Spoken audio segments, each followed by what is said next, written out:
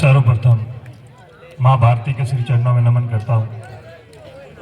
आज के इस कार्यक्रम से पहले मंच पर बैठे मेरे अग्रज और युवा साथियों का संबोधन करूँ उससे पहले मैं बीरमा राम जी और पुलिस प्रशासन के तमाम इन साथियों के बारे में इतना ही कहना चाहूँगा कि दुनिया में दो प्रकार के लोग होते हैं, एक होते हैं आशावादी और एक होते हैं निराशावादी।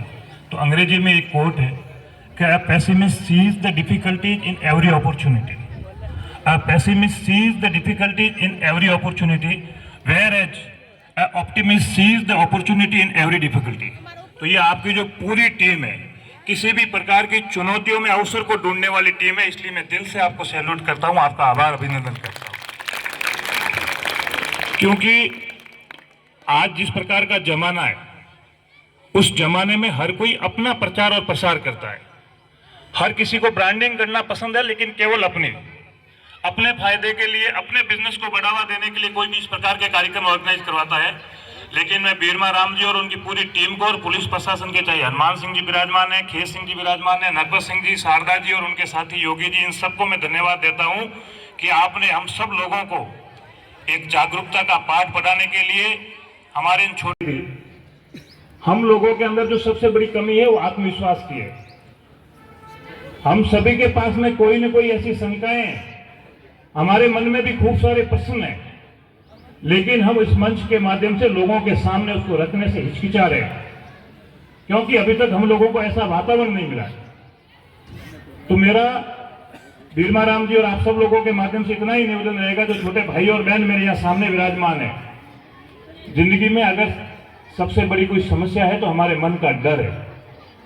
अगर हमें सबसे पहले किसी को मिटाना है तो हमारे अंदर के उस डर को मिटाना है, जो हमें कुछ भी जानने से रोकता है, कुछ भी नया करने से रोकता है। आप जिज्ञासु बनिए, अपने मन के उस वहम को बाहर निकालिए जो आपको कहीं पे भी खड़ा होने के लिए मना करता है, आपको रोकता है। अगर आज इस प्रकार की शंका हमारे छोटे भाई योगी पुखराज जी करते तो क्या सोशल मीडिया पे इतना बड़ा प्लेटफॉर्म बना पाते? अगर इस प्रकार का शंका और संकोच हनुमान सिंह जी, नरपत सिंह जी, खेत सिंह जी करते तो कहीं चौराहे पे खड़े होकर अपनी दूसरी ड्यूटी पे कर्तव्य का पालन करते, लेकिन एक शिक्षक के रूप में आपको यातायात के नियमों की जानकारी नहीं दे पाते। तो ये अपने अंदर का संकोच मिटाइए, अपने अंदर के उस भय को मारिए।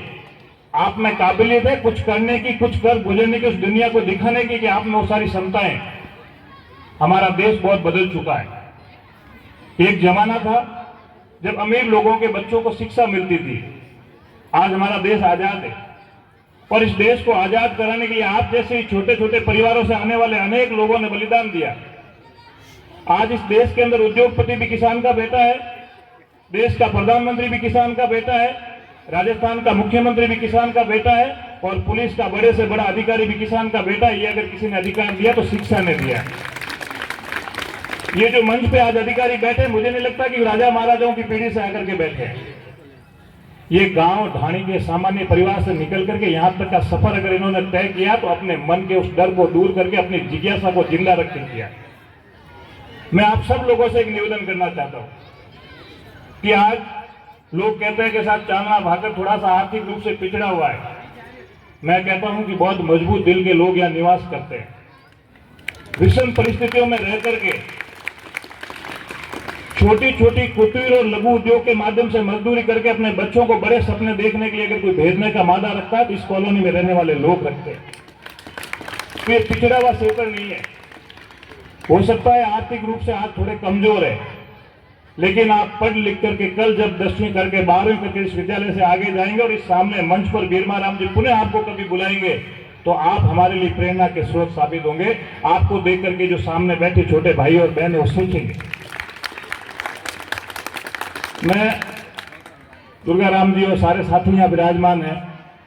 बीरमा राम जी का जब पिछली बार वार्षिक उत्सव का कार्यक्रम हुआ, वहां पे कुछ ऐसे बच्चे आए जो आप ही के विद्यालय से शिक्षा लेकर के कुछ डॉक्टर बन गए, कुछ प्रशासनिक सेवा में आगे बढ़े, और एक साथी प्रशासनिक सेवा में आरएएस अधिकारी के रूप में भी चयन हुआ।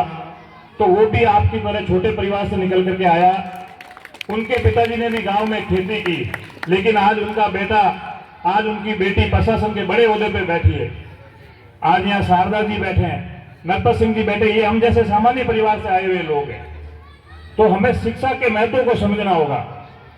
खूब सारी बातें हनुमान सिंह जी ने आपको यातायात के बारे में बताई, तेज सिंह जी ने बताई, नरपत सिंह जी ने बताई। हमारे अंदर के डर को मिटाने के लिए गुड और बैड टच को जो जानकारी होती है उसके बारे में शारदा जी ने बताई।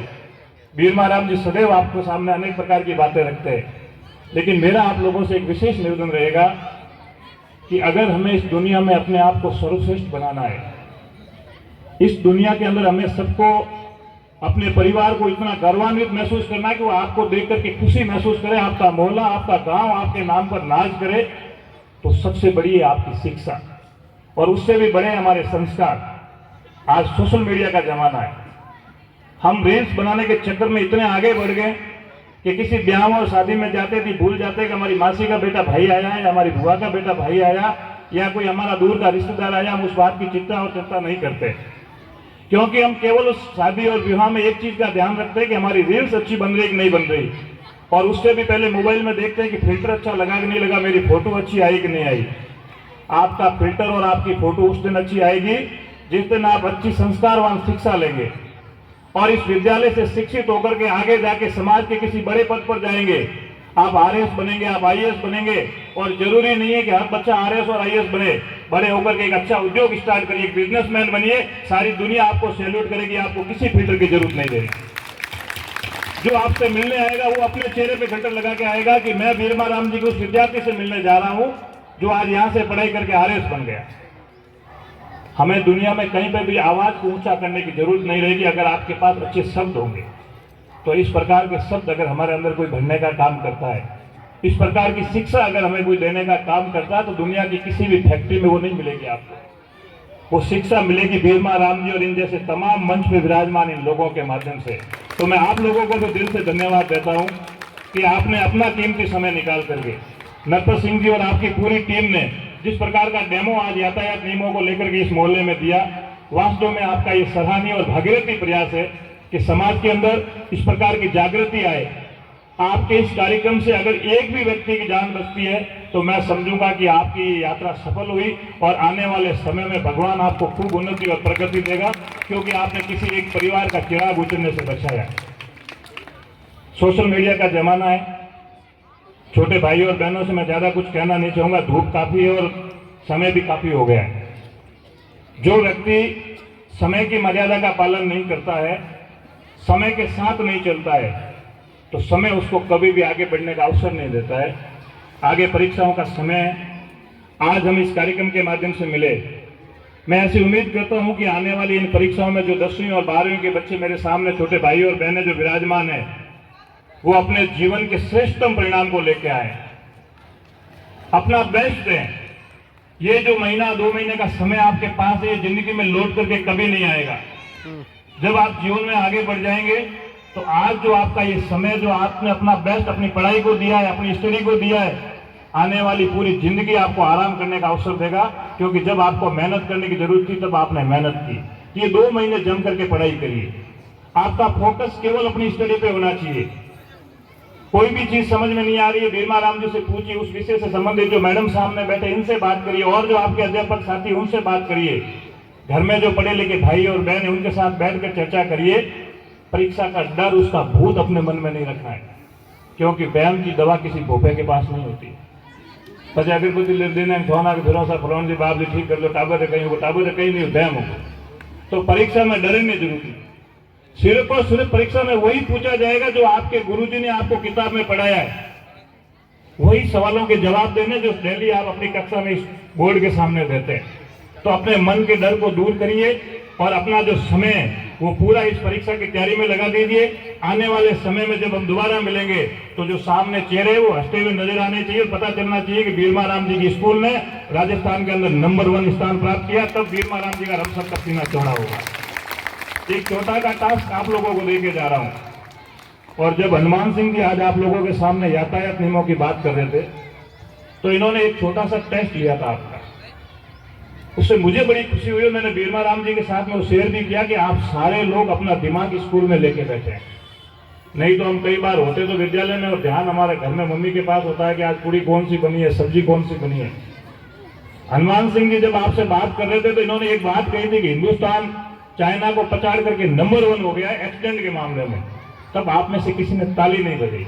इससे पता चलता है कि आप लोगों का ध्यान जो है हनुमान सिंह जी की बात सुनने में लगा था, नहीं तो कई मेरे जैसे ताली बजाते थे नंबर 1 हो गए हम तो इससे पता चलता है कि आपका जो IQ है, माइंड सेट है, वो बिल्कुल सही चल रहा है। तो मेरी ये शुभकामनाएं आपके लिए कि भगवान ऐसे ही आपको तंदुरुस्त रखे, आने वाला समय इस विद्यालय के लिए, हम सब के लिए उन्नति भरा हो, आपको खूब उन्नति प्रगति मिले, आने वाली परीक्षाओं में आप अपने जीवन का श्रेष्ठ परिणाम दें, यही हम सब लोगों के लिए आपके द्वारा दिया गया एक बेहतर उपहार होगा। पूरी बीरमाराम जी की टीम और आप सभी छोटे भाई और बहनों के उज्जवल भविष्य की कामना करता हूँ। हनुमान सिंह जी, नरपत सिंह जी, छोटे भाई खेत सिंह जी, शारदा जी और आपके साथ पधारे हुए तमाम साथियों को उज्जवल भविष्य की कामना करता हूँ। प्रभु श्री राम का आशीर्वाद आप सभी के ऊपर बना रहे, आपका समय आने वाला आपके परिवार के लिए उन्नति और खुशी में बड़ा हो। बहुत बहुत धन्यवाद बीरमाराम जी, आपने यहाँ बुलाया, सबको जानने का अवसर दिया। जय हिंद, जय भारत।